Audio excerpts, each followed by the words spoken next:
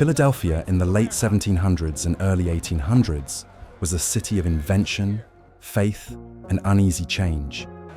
In 1776, it was the beating heart of a revolution.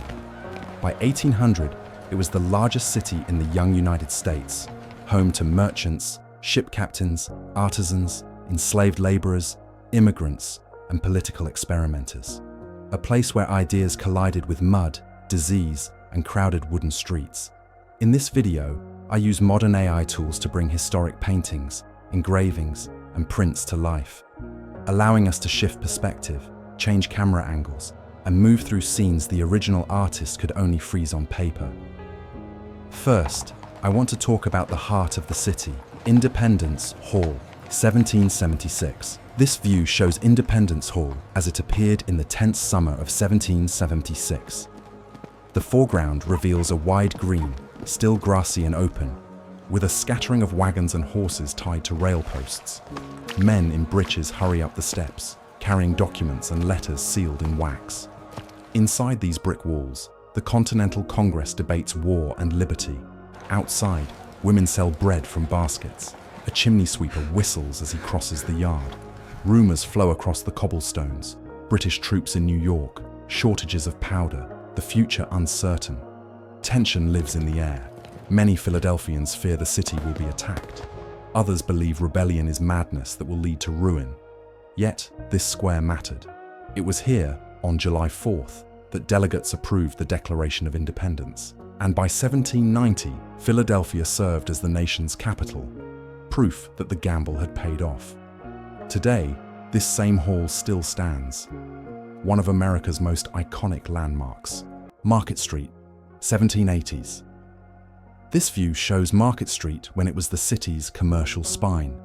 Stalls, sheds, and awnings stretched down the center of the roadway, piled high with meat, apples, molasses, and imported fabrics.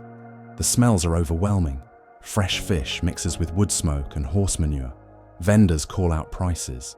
Children weave between carts. A fiddler plays at a street corner while a preacher warns that the young republic may fall into sin. Crowding brings danger. Pickpockets stalk the bustle. Fire is a constant threat. One careless ember, and the whole row could burn. But Market Street matters because here the new American economy took shape. Tradesmen, printers, and shopkeepers, turning revolution into livelihoods. Today, Market Street survives in name and path, though the wooden sheds are long gone. Dock Creek and the waterfront, 1770s. This view shows Dock Creek flowing openly through the city toward the Delaware River. Ships from the Caribbean, England, and Africa dock along muddy wharves. Sailors unload sugar, rum, and spices. Others bring news, gossip, and sometimes disease.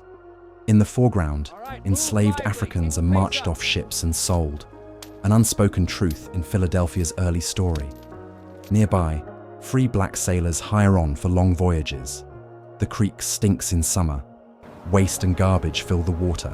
By the 1780s, the city decides to cover it over, turning the stream into an underground sewer. It mattered because this was the lifeline of trade, and the grim reminder that liberty in Philadelphia was never equal. Today, Dock Creek survives only as a memory beneath the modern streets. Carpenter's Hall, 1774. This view shows a small brick building set slightly apart from the crowded streets. Carpenter's Hall. In 1774, the First Continental Congress meets here, debating whether colonies should resist the crown. Workers walk past, barely noticing the history inside. Nearby taverns buzz late into the night. Arguments spill into the street. Should ordinary men risk everything for independence? British spies lurk in the city. Merchants fear losing their trade, but the decision to unite the colonies begins in this quiet room. The hall still stands today, surrounded now by skyscrapers. The State House Yard, 1793, yellow fever. This view shows a darker moment. Philadelphia in 1793. Summer heat presses down. Humidity hangs heavy over the city. People flee. Wagons loaded with furniture roll westward. Dead silence replaces the usual noise. Yellow fever strikes the crowd, spread by mosquitoes breeding in the wharves. Doctors disagree about treatment. Benjamin Rush bleeds patients, believing he's helping. Others insist he is doing harm. Caregivers from the city's black community step forward, risking their lives when others hide indoors. Nearly 5,000 people die, about 10% of the city. This mattered because it exposed the fragility of America's largest urban center. Today, nothing on the lawn reveals the horror, but the memory survives. Christchurch, 1700s, 1800s. This view shows Christchurch, its spire rising above low roofs and wooden houses. By the early 1700s, it is the tallest building in the colonies, visible from ships miles downriver. Inside, the wealthy worship in reserved pews. Outside, street hawkers sell pamphlets and ginger cakes. Children clatter past on wooden stilts, watched by stern church wardens. Class divides are obvious.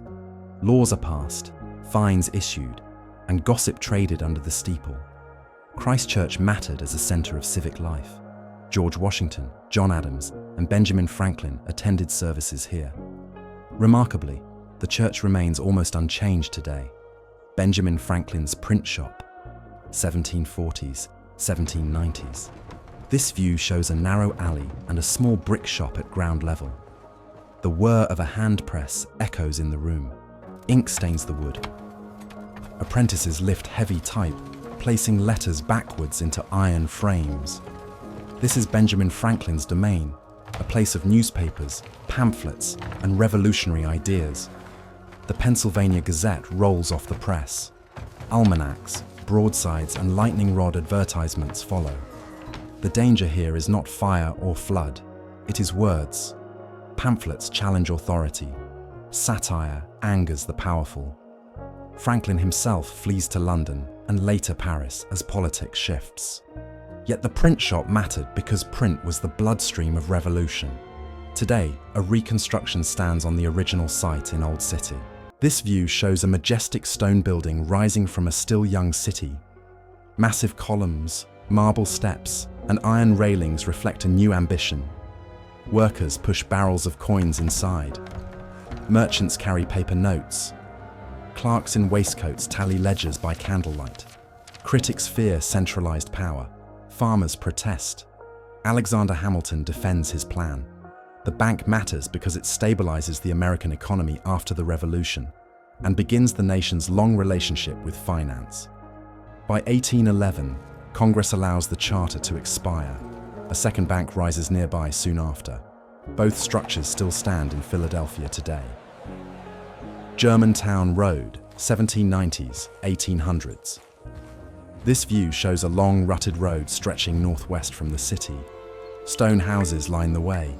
German-speaking families farm, weave linen, and bake bread. On quiet mornings, the air smells of wood smoke and damp earth. By midday, wagons roll toward Philadelphia carrying flour, hides, and produce. But this road has seen war. In 1777, British troops and Continental soldiers clash in the Battle of Germantown, a smoky, chaotic fight that scars the countryside. It mattered because communities outside the city fed and supplied Philadelphia, binding rural and urban life together. Today, Germantown Avenue remains a major route, paved and bustling. The waterworks at Fairmount, 1820s. This view shows a proud engineering marvel rising above the Schuylkill River. By the 1820s, Philadelphia builds the Fairmount Waterworks, one of the earliest public water systems in America. Foreground figures stroll in fine dress, enjoying the landscaped terraces. Children peer at the great water wheels turning below. This is a city learning from tragedy. Clean water reduces disease and fires, yet maintenance is expensive. Ice jams and storms threaten the pumps. Still, the waterworks marks Philadelphia's evolution into a modern city. Today, the buildings survive as a museum overlooking Boathouse Row. The railroad age arrives, 1830s, 1840s. This view shows the edge of the city changing again. Smoke rises from early locomotives. Iron rails stretch westward, where farmland begins. Merchants watch with excitement and fear. Will the railroad bring fortune or ruin canal trade forever? Workers swarm the yards, hauling lumber, ore, and grain. Immigrants find employment laying track. Noise becomes constant. Steam whistles, clanging metal, shouted orders. The railroad matters because it breaks the limits of river and horse, binding Pennsylvania and the nation closer than ever. By the 1840s, Philadelphia is no longer just a port. It is a transportation powerhouse. Today, that legacy lives in the Northeast Corridor. Closing. The Philadelphia of 1770 to 1845 was a city of contradictions. Liberty proclaimed while slavery persisted. Science rising beside superstition. Elegant buildings overshadowing cramped alleys. Walking these streets in AI Reconstruction reminds us that the past is not silent. It is crowded, noisy, uncertain, and full of real people, laughing, struggling, working, and dreaming. If there's another city, year, or moment in history you'd like to see brought back to life, let me know in the comments below. Thanks for watching, and again, thank you so much.